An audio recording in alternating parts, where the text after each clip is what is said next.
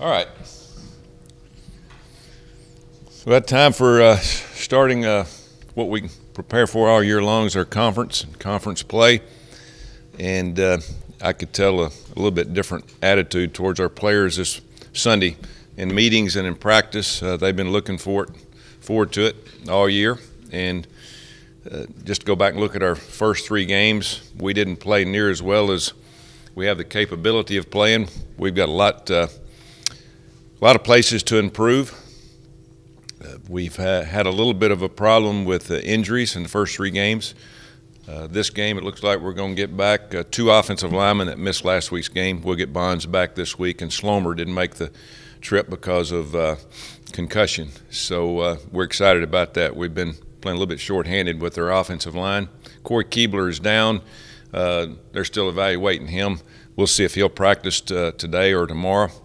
If so, that means we're getting close to back to 100%, which means a lot for us on the offense. Defensively, Adrian Whitty will probably be back, and we've missed him since the first game. Experienced, one of our, if not the best defensive back that we've got, leader, and he's been a team leader on the sideline, but he hadn't been playing the last couple of games. So excited for that. We've got to get a lot better in most areas running the football. We hadn't had a semblance of defense in the last probably 12 quarters. We might have played defense about 4 quarters total in those games. And we've got to do a lot better. We've gotten pushed around physically. Mentally, we've played pretty good, but physically we've gotten pushed around. A lot of young guys trying to learn positions that they haven't got a lot of experience in, but we've gotten better in some areas, but it's not been very good defensively. It's pretty easy to tell that. So a lot of work to do there, a lot of work on stopping the run. Last week we played 10, 11, 9, 8, 7-man front. We tried it all. It didn't make a lot of difference. And so hopefully now that we're in conference play that we can build confidence in terms of technique and fundamentals on both sides of the ball to get better. We've been, I think, struggling mentally because we've been trying to cover up for lapses in what we've been doing in some positions. But now it's time to get ready to play Memphis, who is last year was a very good game. We played them on a Wednesday night. They've got most everybody back, same quarterback. Speedy defense that blitzes a lot. A running game out of a wide open sets that we've been seeing. It's not much different than what we've seen the first three games. So main thing is we got to continue to try to get better in practice. We hadn't been taking practice to the games in terms of technique, and we've got to be able to start doing that with some of these young guys that's playing. Questions? You mentioned your defense and Jeff Luke leading the nation in practice. How much of that is Jeff's ability? How much of that is a lot of tackles that you made because of getting past the front line? Well, your middle linebacker and your defensive end should be your best tacklers on your football team. And in terms of numbers, now the defensive ends only have an opportunity when they come to their side, so it's going to be cut in half what the middle linebacker should get. Middle linebacker should be your leading tackler because he plays in the middle of your defense and can go both sides. So we're up to par on that one. But the problem is we have not played very good technique on the defensive line. We've gotten pushed around, and Jeff has been a pretty good hard hat worker in terms of working through blocks, making tackles, but a lot of them are too far downfield. Our safeties also have made a lot of tackles, which is not good for your defense. Overall, though, if you just look at it, we have got to make more tackles up front. We've got to create more problems with offenses, and we just hadn't done that. I would imagine this isn't something that can be fixed. What are you looking for on Saturday from your defense? What do you want to see on Saturday that's better? What disappointed me Saturday is we played just awful on first down. I mean, we didn't even give ourselves a chance on second and third down. The first two games, at least we gave ourselves a chance, but we had a lot of third down problems in the first two games. And so, we've got some things in mind that we're going to try to do, some different people we're going to try to play. But, Saturday was more of a personnel problem than it was a scheme problem. We just got pushed around. We got knocked around. They were a lot fresher than we were. we'd made changes throughout the game. I thought the best thing we did, we start rushing 3 and dropping 8 and forcing the quarterback to hold the ball, even though sometimes he ran the ball and made some plays. But, there's a lot of things that we've got to improve on. It basically, gang tackling. I've gone back and looked several times at the last 3 games that we've played since Sunday, and bottom line, the number one problem that we've had on defense is tackling. We've missed more tackles, and I'm still gathering the yardage up of yards after contact that players have made after we've made contact, and quite a few. And so we've got to become better tacklers, and we work on it. We do everything. But as I tell people, tackling is one of those things. It's not natural, but it has to become natural. The more you play, the more you hit. And I kind of sloughed off the first game because the other team had played a couple of games, and it was our first game, and we got bounced around. Their running back from Toledo rushed for 100 yards the first half, but it's continued. So we have got to get better at tackling at the point of attack, and that means getting more people there too.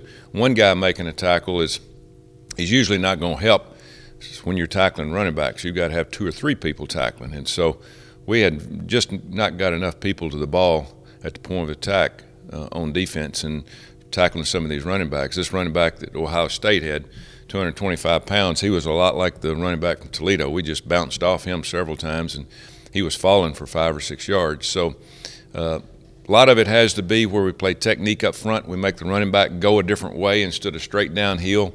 Don't give them the opening to get their momentum up, and if we can do that, that allows other people to be able to get to the point of attack at the same time. And so it starts with technique, playing blocks, getting penetration, and then getting more people to the point of attack. And we just hadn't done that in the first 3 games consistently. A couple questions about your play from Jared Evans, the pass play to Tuberville that was called back. First of all, was that a design throw, or was that an option for him to run in throw? Question number 2, you were called for illegal receivers that were illegal linemen downfield. Murray didn't appear to be downfield, but your backside guys appeared to be about 5 yards down.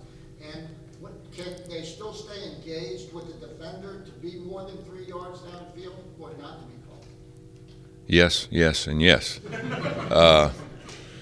Play is designed for run on the handoff or run by the quarterback, and then if the corner or the safety or the linebacker, whoever reading comes up, then we flip it over his head. So it was a perfectly executed play, except we had 2 people downfield, and it was a correct call. If you're still contacting the guy, you're not downfield. But we had one guy that was about 5.5 yards, one guy that was 4 yards. You can call it, not call it. I've seen it not called against a lot of teams in the Big 12 where everybody runs that play, and so the officials kind of disregard it because they know that they're not in the coverage scheme. But Saturday night it was called, and it was the right call. But it is a design play to do that, to read. It's a kind of a new play that's generated in college football, I'd say in the last 2-3 years, of the quarterback reading the guy coming up, and after a guy stalk blocks him, and then he lets him go, and then he just takes off, and if he comes up, he throws it. And it's a pretty good play. A lot of people run it, and it's pretty successful a lot of times, but it also looks like a real bad play sometimes when it doesn't work.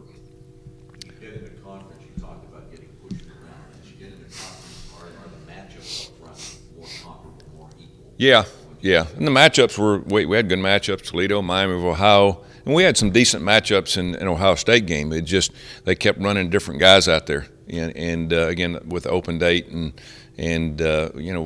we didn't have the depth to keep attacking and keep doing things that we needed to do, and then the offense that they run is more of a running offense, and with the running back behind those big guys, we made some tackles, but they were way downfield. But everybody that they will play will have the same opportunity. We just weren't able to run that 11-man front that Virginia Tech ran because of our corners they're so young that we couldn't match up on the outside. Defensively, we mentioned Luke with all those tackles. Is anybody How many's he got? Did he got that many? 48. How many? I think he's got 48. That's a pretty good day's work for 3 games.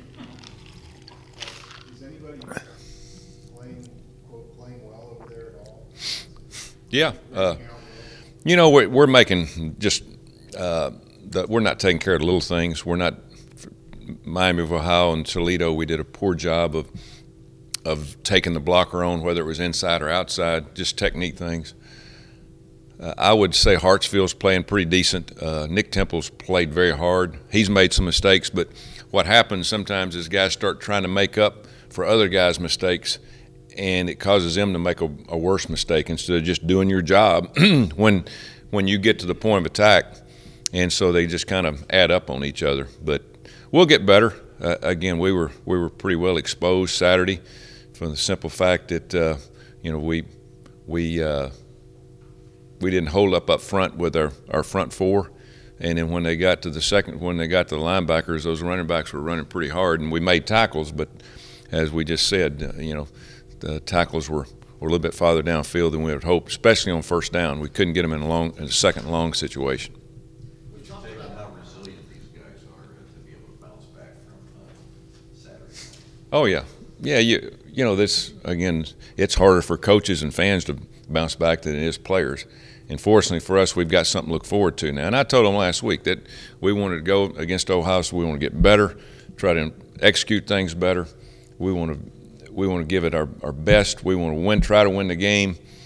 This is when it starts this week. And win or lose, I told them after that game, hey, we're going to get our mind on Memphis starting on Sunday. And that's what we've done. And we've kind of wiped the slate clean. We've got one more non-conference game next week, which I don't like. I think you ought to play them all early and get them out of the way, and so you have conference games. But unfortunately, we moved our schedule around where we got Miami next week. But we can concentrate this week on Memphis, and knowing that we're playing a team that's 2-2, but they've lost both their games to top 15 teams and played them very well. So it's going to be a tough match for us. I'm sure you'll take, obviously, points however you can get them. Does there come a point in time to help the defense out? Does there come a point in time where you'd rather have an 8 or 9 play drive and 170 or is that just not because you just take? Yeah, I mean that's. As we all know the answer to that question, you're going to take them when you can get them, and I'd much prefer a 12, 15 play drive. But nowadays offenses aren't like that. They're hit and miss, and they take a lot of chances and misdirection. There's a lot of things out there that you have to deal with. And again, we're not good enough at running the ball yet to think that we can drive the ball 12, 14, 15 plays. And the strength of our football team, we all know what it is. And so to make our strength better, we've got to make our weaknesses better, and we've got to design and come up with better things and technique to make that the other part of your offense go. And if we can do that, just think how good this offense will be. But at least one of them's working right now. And the other one's not bad. I mean, we're over 100 yards average a game. Last year, I think we led the conference because, 150? 140. And we'll get better. We'll get better at running the football. Again, it's awfully hard to run block when you're missing your center, your left guard, and your right tackle that started the year out. I mean, it has really been hard because we work so much on protection. You've only got so much time to work on your run blocking, and you want to make sure you got your strength going before you start working on your weaknesses. And we know that we're pretty good at throwing the football, but we've got to get better at controlling the ball, getting the ball to certain people in the backfield, and making things happen. I asked you last week, your coach, if you were curious about how Gunner would handle this environment in his first college game as a starting quarterback. What's kind of your takeaway? How he reacted, how he played, and kind of being thrust in that environment? And did you learn anything about it? Yeah, the biggest thing that I was concerned about Gunner with beginning of the year was how he was going to handle people around him in the pocket. When he got hit, was he going to be able to bounce back up and focus in on the next play? And, of course, he got hit several times and ran over some people several times. Toledo game, he bounced back. He did a good job. Miami of Ohio, he took some licks. He did a good job. Last week, he took a helmet right underneath the chin. and fumble the football. And he just wiped it off and went back to work, and he's sore today from it. But, you know, he's got that look in your eye that you want as a quarterback after he's had the heck knocked out of him. So saying that was my biggest concern. So he's done a good job of taking licks, bouncing back, being able to not lose his concentration, focusing on the next play, continue with offense, and that's what quarterbacks have to do. Brandon Kay last year took a beating all year, and he kept on ticking, you know, and that's what you have to do at quarterback when you play all these spread offenses and try to get the ball deep down the field. You're going to get hit. You just got to wait long enough to get that ball off, which he does. How important was having Chris Moore have the big day he did moving forward with a lot of attention is already on McHale? Well, now you've got eyes on another guy now. How big was that? Yeah, if you go back and look at the film, you know, they were a little bit worried about McKay, and that helps. And we've talked about that all year long. You can't put your attention on one guy. And Chris was about three-quarter speed most of the week, practiced, and I even asked Blake Rowland on Friday, you think he's going to be able to play? Because we don't want to play him if he's not going to be full speed. And he said he's ready to go. And he obviously was. So you're going to see different leaders each week. The thing about it is we didn't go in that game to do anything specific for Chris Moore or Mikael McKay the first week. The ball's going to be spread around, and we're going to take what they give us. And if they're rotating over and putting more people on the left side than they are the right side, then it's pretty obvious, you know, what for the quarterback what he's going to do. He's going to go where there's less people, and that's what we do. So there'll be different guys each week that will catch balls, and that's going to be the beauty of this offense as we keep going. It does appear from their record Memphis could score some points too, other than Ole Miss. 2 games they've lost, both on the road, one in L.A. against UCLA, very close, and they had a lot of yards, a lot of points, had a chance to win, I think 42-45, and they played very well. Their defense really gives you problems. This will be a stern test for our offense because we'll see them coming from every direction, and so we'll find out more about our offense this week. It's just good that Bond will be back either at center or guard. I don't know where I'm going to play him this week because we've got so many guys beat up. So he might play both positions, but he'll help us because of experience. And then they played Ole Miss last week, and the game with 10 minutes to go in the game was 7-3 Ole Miss, and then end up losing by a couple of touchdowns. But this is going to be this is one of the better teams in our league. So it's going to be an interesting week of how we bounce back from losing last week to see what we can do at home against our first conference opponent. We know what happened last year, first conference opponent. We stunk it up, and so hopefully this year we play a much better ball game because we've got a much better opportunity to do a lot of things with the football, and we'll play better on defense. I mean and we'll get better on defense as we go along if we can just keep people healthy and keep the same guys out there. With the emphasis today on takeaways, has tackling changed from when you played to now? Because it seems like nowadays the idea is to hit the line, hold the guy up, rip the ball out, punch the ball out. Yeah, I don't know if you've noticed, we try to tackle high, and we've done just a poor job of it. And I do believe in tackling high. I think that you can keep people from falling forward, but we've changed a little bit. We're going lower sometimes on especially bigger guys. You know, and trying to we have these tackling tapes where we hit guys and spin and kind of, you know, just take their legs out underneath them, and that's how the pros teach it. And what's happened, you've seen a lot more missed tackles in this day and time in football because of all these offenses that spread from sideline to sideline. You get one-on-one matchups in coverage and tackling, and you've got to be a better tackler. And so there's a lot better chance for you to miss tackles. And all the small guys are in the game that make you miss tackle, like Shaq Washington. It's hard to tackle him in open field if you're a linebacker. And it's just the way football has gone. But we have next week I'll have the stats for you about how many yards people have made after we should have made a tackle. And it'll be amazing of how much it is.